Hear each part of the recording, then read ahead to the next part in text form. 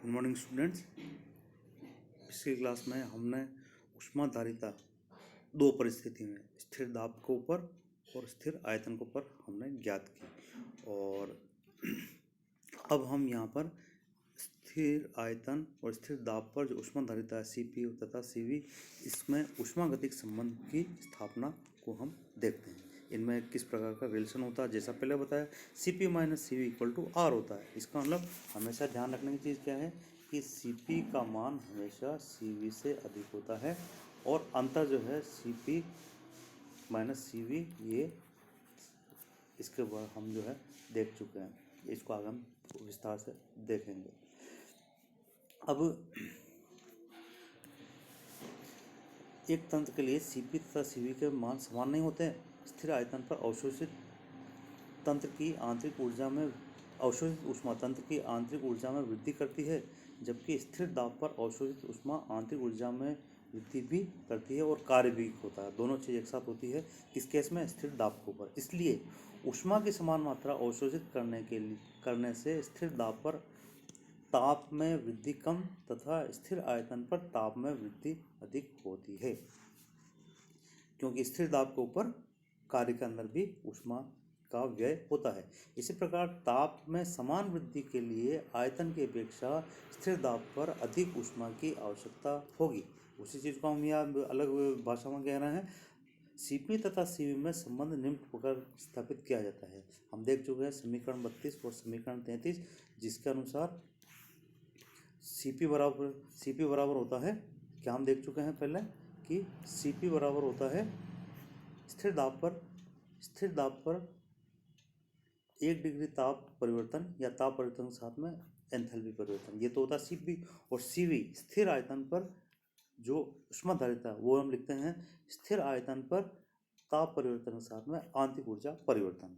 और जब हम दोनों मान यहाँ लिखते हैं तो ये रिलेशन आता है Cp minus Cv equal to dH/dt at constant P minus dE/dt at constant V।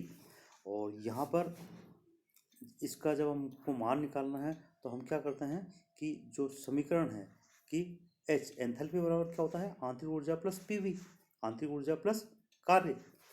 अब यहाँ पर क्या हम इसको क्या करते हैं कि ये जो व्यंजक है, ये इक्वेशन है, इसको हम स्थिर दाब पर ताप के सापेक्ष संदर्भ में अवकलन करते हैं। ये होगा dH/dt at constant P equal to dE/dt at constant P plus P, क्योंकि स्थिर दाब है इसलिए P बाहर रह गया, और कोष्टक में स्थिर दाब पर ताप परिवर्तन के साथ में आयतन परिवर्तन, यानी P into dV/dt at constant P।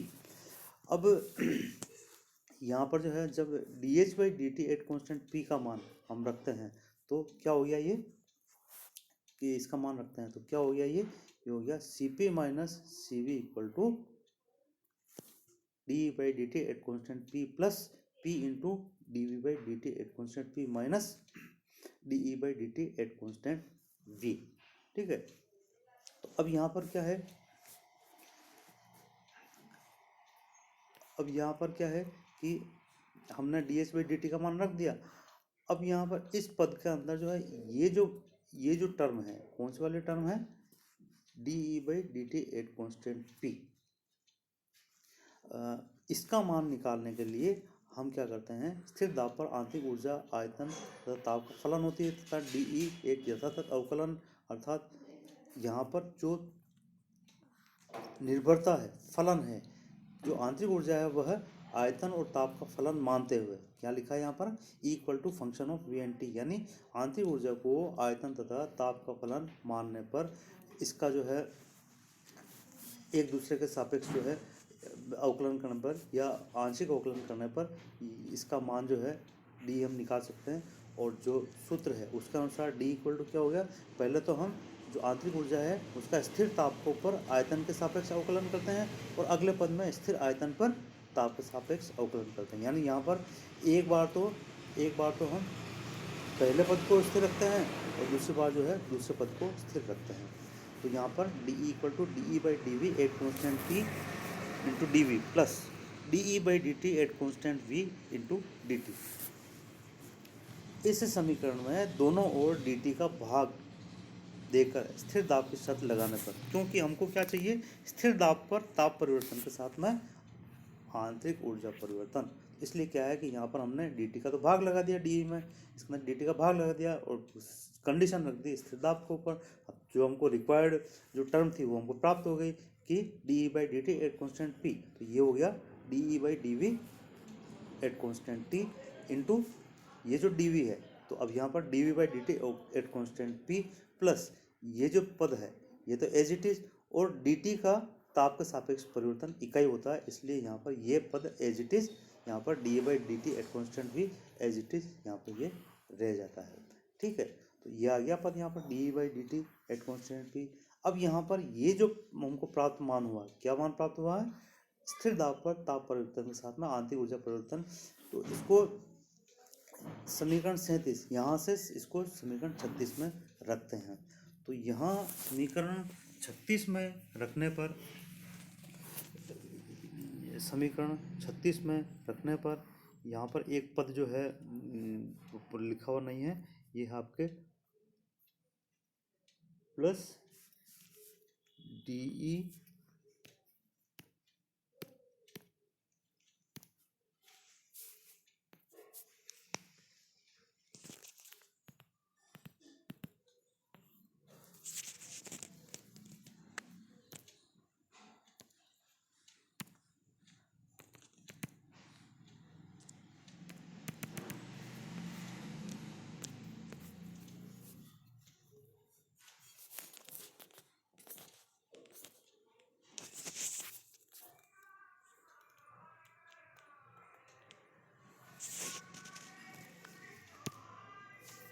यहाँ पर जो है एक पद, यहाँ पर जो है एक पद जो है लिखा हुआ नहीं है, ये इसको हम यहाँ लिख रहे हैं,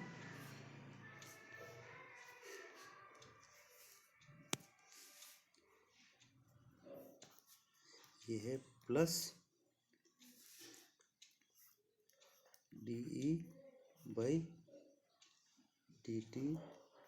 एट कॉन्स्टेंट v। ठीक है, तो यहाँ पर ये पद जो है यहाँ से कैंसिल हो जाता है। ठीक है, बाकी बचा Cp माइनस Cu बराबर, अब क्या बचा यहाँ पर, ये जो पद है कौन सा, ये जो बचा हुआ पद है इसको हम आगे रखते हैं और जो बाकी पद है उसको पीछे रखते हैं। तो ये होगा P into dV/dt at constant P, इसको तो हमने आगे रख दिया, और पीछे क्या बचा, पीछे क्या बचा, dE/dV at constant T into dV/dt at constant P, ये पद यहाँ पर बचा।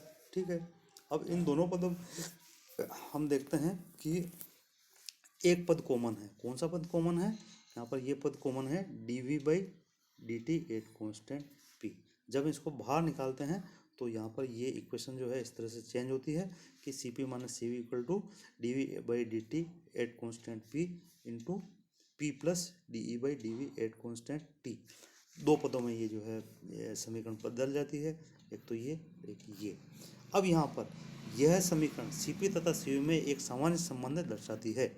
यह समीकरण ठोस, द्रव तथा गैसों के लिए समान रूप से उपयोगी है। समीकरण 38 में पद dV/dt एट कॉन्स्टेंट P, समीकरण 38 में पद dV/dt एट कॉन्स्टेंट P स्थिर दाब पर ताप में प्रति इकाई वृद्धि से आयतन में हुई वृद्धि को दर्शाती है ना, इसका मतलब क्या हुआ, ऊष्माधारिता। अतः एट कॉन्स्टेंट P dt/dV स्थिर दाब पर ताप में प्रति इकाई वृद्धि से तंत्र द्वारा किया गया कार्य होगा। यहाँ पर क्या बता रहे हैं, स्थिर दाब पर ताप परिवर्तन के साथ में, स्थिर दाब पर ताप परिवर्तन के साथ में आयतन परिवर्तन, आयतन परिवर्तन होगा तो निश्चित तौर से कार्य तंत्र द्वारा कार्य किया जाएगा।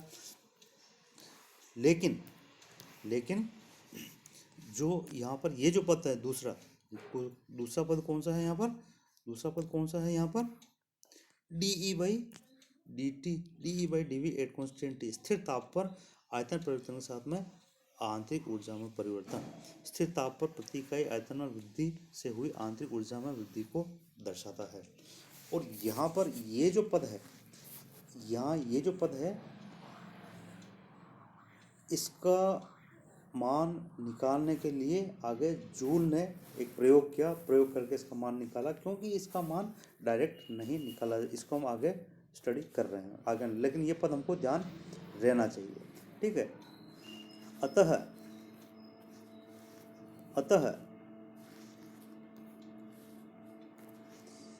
यह पद गैसों में अणुओं के बीच आकर्षण का माप है। Intra atomic attraction force. गैसों में अणुओं के बीच आकर्षण बहुत कम होता है, जबकि द्रवों तथा ठोसों में आकर्षण बहुत ज़्यादा होता है। और आदर्श गैस की कंडीशन में यह आकर्षण शून्य होता है, अंतराकर्षण बल शून्य होता है। अतः आदर्श गैसों के लिए स्थिर ताप पर आयतन परिवर्तन के साथ में जो आंतरिक ऊर्जा परिवर्तन है, इसका मान शून्य होता है। इस प्रकार समीकरण 39 निम्न रूप में रहती है, Cp minus Cv equal to P into d by d T at constant P। ये हो गया समीकरण 40। क्योंकि यहाँ पर जो ये दूसरा पद है ये शून्य होगा, ये जो पद है यहाँ पर, ये जो पद है कौन सा वाला पद, ये वाला पद, ये शून्य हो गया। तो क्या बचा, P into d by d T at constant P। ठीक है। अब यहाँ पर जो है एक मूल गैस का, अब हमको क्या मान निकालना है, हमको मान निकालना है किसका, P into d V by d T at constant P। तो इसके लिए हम क्या कहते हैं, क्या वो करते हैं कि एक मोल आदर्श गैस के लिए जो आदर्श गैस समीकरण है P V equal to R T, तो हमको जो मान निकालना है या जो पद लाना है, उसके लिए हम क्या करते हैं कि ताप के सापेक्ष या ताप के संदर्भ में स्थिर दाब पर इसको अवकलन करते हैं, इसका अवकलन करते हैं।